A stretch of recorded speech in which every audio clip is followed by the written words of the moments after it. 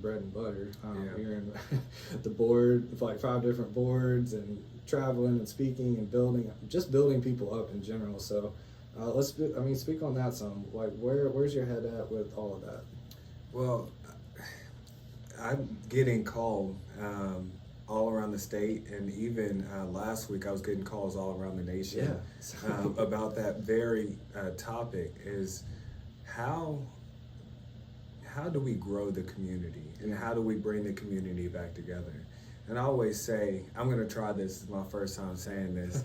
I usually have a different reference, and I said it last time, but somebody has the wheat, somebody has the grains, and somebody has the water. And that's how we make good bread. But if you're the only person, and you're stingy and you're eating wheat, probably won't taste good. You probably get tired of it. So we have to come together and work together and use our giftedness. Not everybody has the same giftedness. And a lot of times we take our giftedness and it excels us, and we think that because of that we're something special.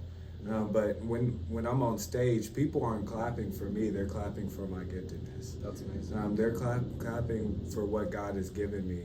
And so that doesn't make me, it does make me unique, but it doesn't really make me special in the sense of everybody has a gifting. Oh, yeah.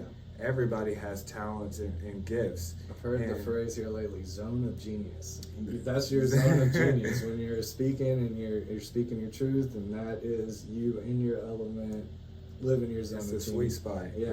It's a beautiful feeling, isn't it? And so that's what we all have to do, is focus on what is my giftedness and what do I have to bring to the table. Right. I get a lot of times I sit in different tables and in different arenas, and people look at me and say, oh, they want my opinion. Right. And I say, first, let's see what you could bring to the table. Yeah. There's nothing special about me.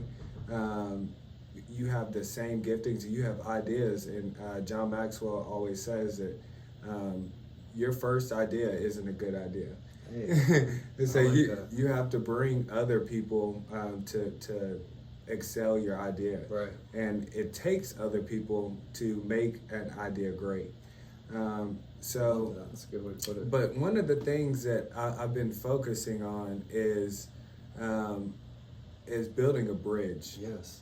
And so I feel like, I'm big on imagery and things like that. There's this side of the bridge and that side of the bridge. And I feel like there's a huge chasm right now between the sides of the bridge.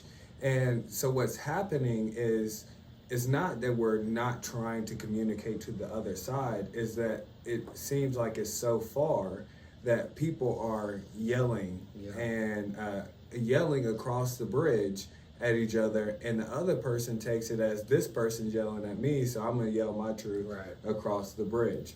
And there's a lot of things in human nature, and with humans, a lot of the times, there's not a huge difference between what people agree on. Yeah, that common ground is easier to find than we make it seem a lot of times. There's a lot of common ground. That's a good way to put it. So with that common ground, we need to start building a bridge. Yeah. And so instead of yelling from two sides of the bridge, we need to meet somewhere in the middle, or meet somewhere, call somebody further. But you still have to take steps in their direction. Yeah. So something that I've been trying to work on is that bridge for me is truth. Okay.